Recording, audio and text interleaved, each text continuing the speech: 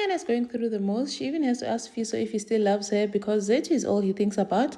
And she tells Zethu that she crossed the line when she kissed Fiso in front of everyone. Magumede thinks Mankonyana needs to fix her marriage or else she's going to lose everything she's worked hard for. Shobane exposed to Pastor Shenge, aka Stole, but they don't believe him. Umagaspa wants Umandla to go to men's clinic. Hi, welcome to my channel. Here's an update on homecoming. Umankonyana is worried ngosifiso because Fiso hardly comes home. He's hardly home. He comes home at night. They hardly talk. She feels like she does not even have a husband anymore. Umagumede thinks ukuthi yazi wena Mankonyana, you need to humble yourself. Ulungise umshado wakho, umseke uSifiso, support him because ungenjalo you'll be the one leaving this house. You'll be the one, you lose everything that you've worked for. Because Umagumede can see how much Sifiso loves Zethu. So if Umagumede keeps pushing, hey, she's going to lose everything, I tell you. Because by the way things are going, Sifiso is doing everything for Zethu except Mankonyana. Now, Usifiso is back in Dumbeni. Apparently, abaphansi bamfikele ebusuku. And Mankonyana goes to the clinic to see udokotela uZethu. Must be hard to be Mankonyana. Like she kicks Zethu out of her house. Now she must go to a clinic and still be helped Zethu. Uzethu was like happy to see her and saying, Mteketi says you're doing a great job raising umntana. Yo, Mankonyana usaqhumbile. You don't have to praise me. I'm a mother, it's my job. And Uzethu had to ask, because I thought you and I were coming along just fine. As you crossed the line when you kissed Fiso in front of everyone, what were you thinking? I didn't know. I just wanted to thank him. I bring you to my house and you disrespect me like that. Now, Ufiso comes back at night. Mankonyana wants to talk because akajabulile at all. Mankonyana is not happy and says she's worried about their marriage. Ufiso keeps saying they cannot talk now. And ukhathele, he's from work, he's tired, he wants to rest. But makhulunywa ngoZethu, you always uhlala uphapheme, you always want to talk. But makhulunywa ngami, yo, awufuni lutho. Usangithanda yini Sifiso?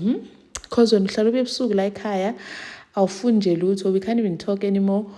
And asked the hard question ke ukuthi usangithanda yini, because Fiso kept saying I don't want to fight with you, please don't do this. And then she asked, you still love Miss Fiso?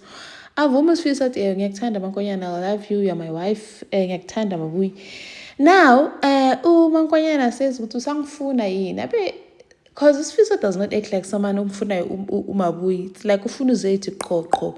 Now he tries to reassure her, but then ruins it and says ukuthi ngicela ungabi njalo and futhi like things are a mess right now.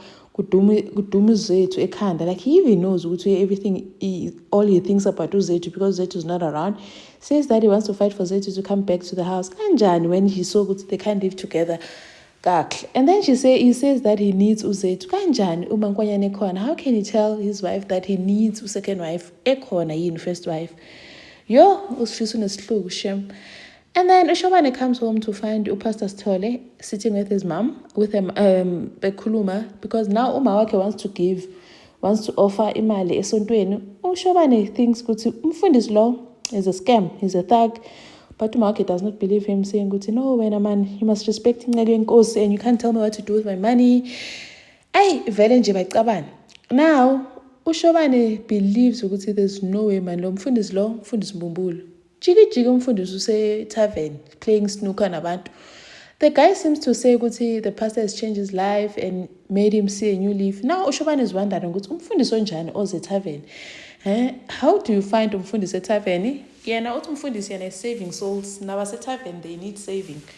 And then Ushobane tells him to stay away from his mom because he's preying on abantu abadala and taking their money. Athi manje shona ukuthi ngimsiza kanjani usathola 11,000 wakhe bekade mlahlekele. Now Shobane does not know about that. And then Shobane speaks to Mangqobo. Mangqobo make him realize how most of this guy, because he's been searching Ustole online, there's nothing, no existence. Athi there was this other man kuthiwa Pastor Shenge uvele disappear nje. Now Ushobane searches online again, search out Shenge and sees ukuthi uShenge uStole. Just that back then he had amadevu a big beard, and decides to go and expose him. Basahlangene bebambe inkonzo endlini. He gets there, tells them, yo, akusiyena uSithole lo uShenge. Uyabazi abomama bamthandazo, believing on their pastor, man of God. They didn't believe him. He showed them the picture. They didn't believe him. They said, no, he's not him. Because now Dave, I don't think anyone bothered to actually look clearly to Sugu to Yena. They just defended him because in he cannot do anything that's against. Now a pastor is saying uShobane possessed unamademoni bamkhulekele. And then uMandla comes kuSiphamandla, ubhizi uhleli noSiphamandla. Abuye koMakasipha, sends ingane shop and tells uMandla ukuthi yazini wena, you need to go to men's clinic because mina I'm a woman, I have needs. So kufuna men's clinic because ngeke ngize ngimele mina indaba yakhe ukuthi wena unenkinga. Nje mangenzeki lutho it don't work. I am a woman, I have needs. Hambe men's clinic ndoda or else lenti yami nawe ngeke izisebenze. Thank you for watching. Please like, share, subscribe. See you in the next one. Bye.